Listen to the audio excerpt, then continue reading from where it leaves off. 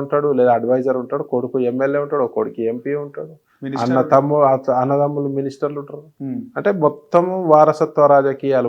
ఎక్కడైతే వారసత్వ రాజకీయాలు ఉంటుందో అక్కడ కరప్షన్ కూడా పెరుగుతుంది. ప్రజల సంక్షేమం గురించి తక్కువ ఆలోచిస్తారు.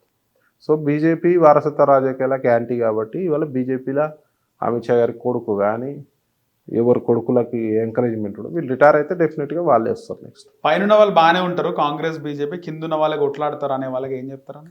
నేను కూడా కిందనే ఉన్నా, కొట్లాడుతున్నా కదా, నాకు ఆ ఫీలింగ్ లేదు. ఏదో ఒకటి వంకలు పెట్టుకొని దేవులాడాలని మాట్లాడితే బంద వెళ్తాయి ఎవరికైనా. మొన్న ఒక ఫంక్షన్ లో రేవంత్ రెడ్డి రామచంద్ర బాగా నవ్వుకుంటూ కొట్టుకోవాలనా? రాజకీయంగా మా విమర్శలు ఉంటాయి, కొట్టుకోమంటారా? అలా ఏమైనా పాలోళ్ళ మాట వరుసకే మాట్లాడతారు. అట్లేం లేదు, నచ్చేటోళ్ళు నస్తారు. ఇప్పుడు నేను కూడా ఎవరం కలిస్తే ముఖ్యమంత్రి దండం పెట్టుకుంటారు, పలకరిస్తారు. పలకరియకపోతే పై రేంజ్ మీరు మనసులో ఏ పార్టీ మీకు ఇష్టం?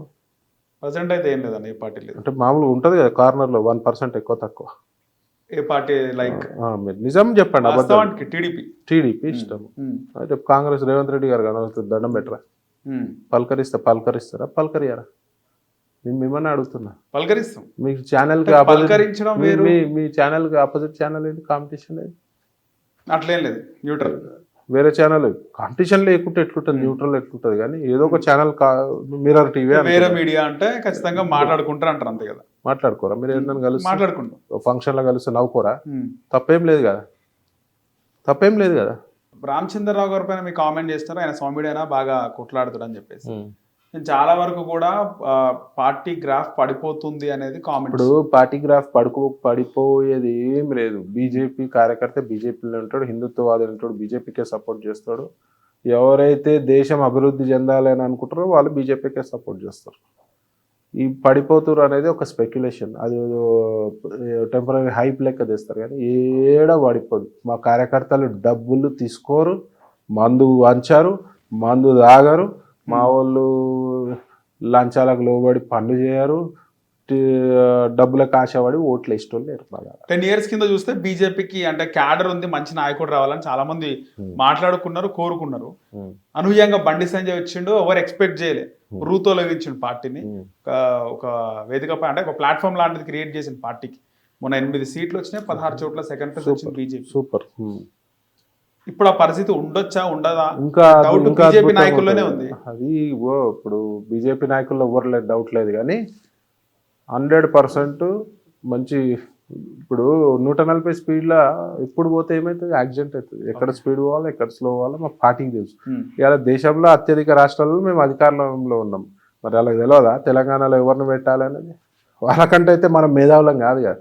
వాళ్ళకి తెలుసు తెలంగాణలో ఏ స్పీడ్లో బండి నడపాలి, ఎక్కడ నడపాలి, ఎప్పుడు ఏం చేయాలని వాళ్ళకంటే ఎక్కువ మనకు తెలియదు.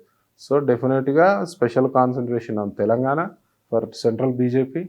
నెక్స్ట్ మనకి ప్రభుత్వం వచ్చే దిశగానే మనము ప్లాన్ చేస్తాం. సో మీరు ఒక కట్టర్ హిందుత్వవాది, మీరు కూడా ఏమన్నా స్టెప్ తీసుకోవడం కానీ భారతీయ జనతా పార్టీ స్టేట్లో ముఖ్య నాయకుల్లో మీరు కూడా ఏదైనా తీసుకొని పనిచేయడం?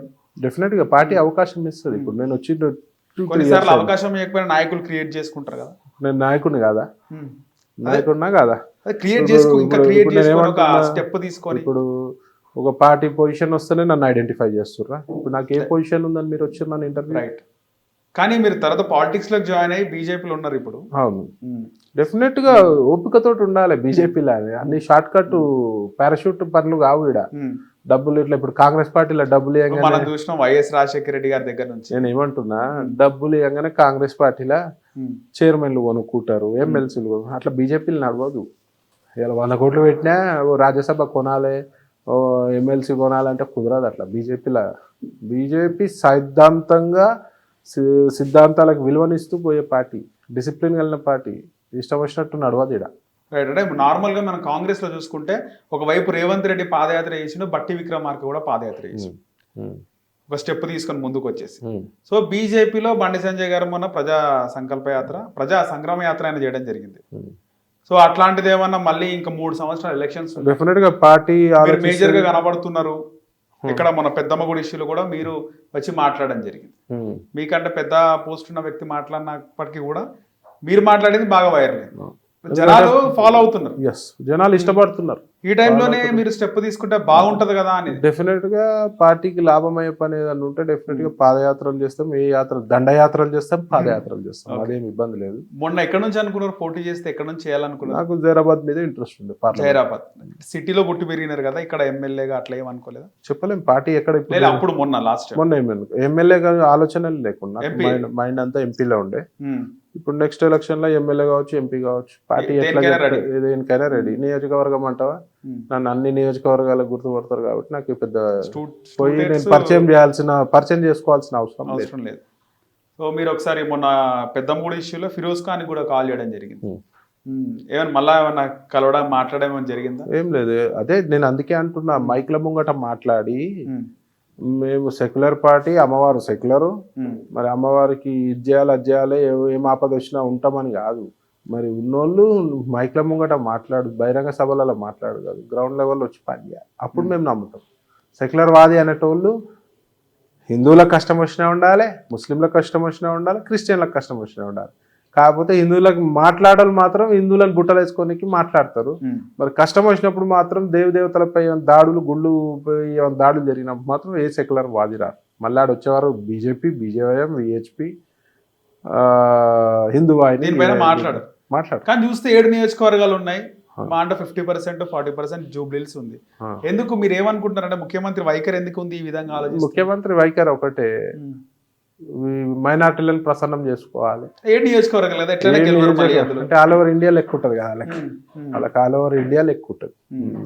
మరి మైనార్టీలని మరి అభివృద్ధి దిశగా తీసుకుపోవాలని అనుకోరు. ఇప్పుడు 7 నియోజకవర్గాలు మైనార్టీ సోదరులను అడుగుతున్నా, మరి మీ 7 నియోజకవర్గాలు ఈ ఎంపీ స్థానం ఎంత డెవలప్ అయింది, ఏమున్నది మీ దగ్గర, బస్తీలలో పరిస్థితి ఏముంది, ఫండ్స్ ఎన్ని వచ్చినాయి, ఇవాళ కొత్త సిటీ చూస్తే ఎంత న్యూ సిటీ ఎంత అభివృద్ధి చేస్తుంది, పాత బస్తీ కంటే ఇంకా హీనంగానే తయారవుతుంది.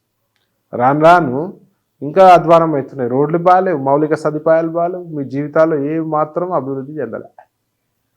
సో మొన్న హైదరాబాద్లో మీ బీజేపీ అభ్యర్థి నిలబడ్డప్పుడు అసదుద్దీన్ కూడా కొంచెం వెనకడగేసిండు, వచ్చి హిందూ దేవాలయాలు మొక్కిండు, పంతుల కాలు మొక్కిండు, ఇవన్నీ కూడా జరిగినాయి. చాలా సంతోషం కదా. అంటే ఆ టైంలో భయపడి ఉంటారా అసదుద్దీన్ బీజేపీ గెలిచే అవకాశం? డెఫినెట్ గా భయపడే ఉంటాడు. లేకపోతే వాళ్ళు బొట్టు పెట్టుకున్నారు కదా, బొట్టు పెట్టుకుని ఆరతి కూడా ఇచ్చారు.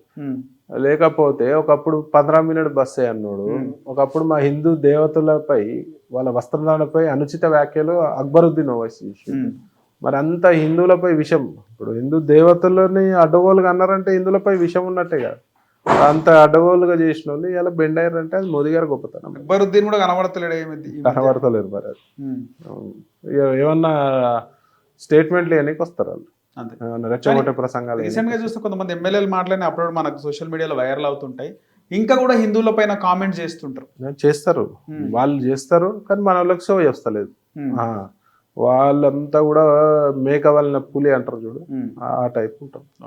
ఎంఐఎం పార్టీ పైన మీ కామెంట్ ఏందన్నా? ఏముంటది చెప్తున్నా కదా, రెచ్చగొట్టే ప్రసంగాలు చేయాలి, మభ్యపరచాలి, ఇవాళ హిందువులపై దాడికి పురగొల్పాలి, అక్రమ గోవులని తరలించడంలో కీలకమైన పాత్ర ఈ నా కొడుకులు చేస్తారు. ఇలా ఎక్కడ కూడా బండి పట్టినా ఎంఐఎం ఎమ్మెల్యే కానీ ఎమ్మెల్సీ కానీ ఇన్వాల్వ్ అయ్యి ఆ బండిని, ఆవులని అక్రమంగా ఇల్లీగల్గా తరలిస్తున్న ఆవులని వాళ్ళు కవేలాలకు తరలించే ప్రయత్నం చేస్తారు ఓపెన్గా.